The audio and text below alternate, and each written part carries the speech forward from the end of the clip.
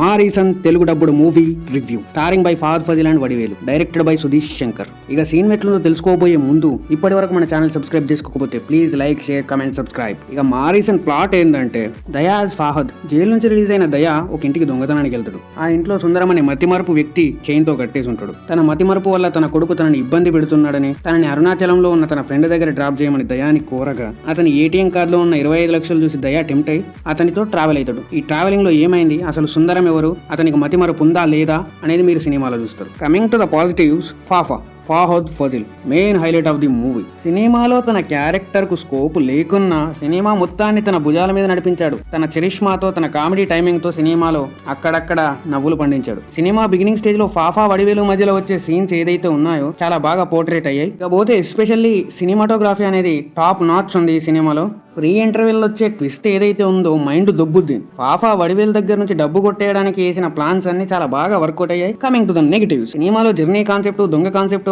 మతిమరుపు కాన్సెప్ట్ అన్ని బాగానే సెట్ అయిన, ఆ జర్నీ ఏదైతే ఉందో బాగానే ఎంజాయ్ చేసిన, అంత జర్నీ చేసి చేరుకున్న డెస్టినేషన్ మాత్రం వర్కౌట్ అవ్వలేదు. టూ బ్యాడ్ అనిపించింది నాకైతే. లిటరల్లీ ఇంటర్వెల్ తర్వాతనే వీళ్ళు మెయిన్ కథలోకి వెళ్తారు. ఆ కోర్ పాయింట్ ఏదైతే ఉందో అది ఓకే, కానీ దానికి ఎందుకురా ఇంత జర్నీ, ఇంత సాగదీయడం, ఇంత టైం వేస్ట్, ఇంత బొక్క అనిపించింది నాకైతే. ఈ సినిమాకు తగ్గట్టు కొన్ని ట్విస్ట్లు ఉంటాయి, కానీ అవి ట్విస్ట్లని మనం ఫీల్ కాం. ఎందుకంటే అప్పటికి మనకు సినిమా చూసే మూడు, ఉత్సాహం అన్ని దొబ్బుతాయి అనమాట. ఈ సినిమా టీజర్ చూసినాక వడివేలు ఫాఫా మధ్యలో ఒక మంచి కామెడీ బొమ్మ పడుతుందిరా అనుకున్నా. ఈ సినిమాలో ఎక్కడ కామెడీ లేనే లేదు. స్టార్టింగ్ లో ఏదో ఉన్నా అది ఫాఫా చరిష్మా వల్ల వర్కౌట్ అయింది, కానీ అందులో ఏముండదు. ఆ క్లైమాక్స్ ట్విస్ట్ ఏదైతే ఉందో అది ట్విస్ట్ అని మనం ఫీల్ అవ్వాలో లేకపోతే వాళ్ళు ఫీల్ అయ్యారో తెలియదు. ఇక క్లైమాక్స్ కూడా ఎందుకు అంత చేసి పోలీసులకు దొరికిపోవడం ఎందుకు అన్నట్టు అయిపోద్ది.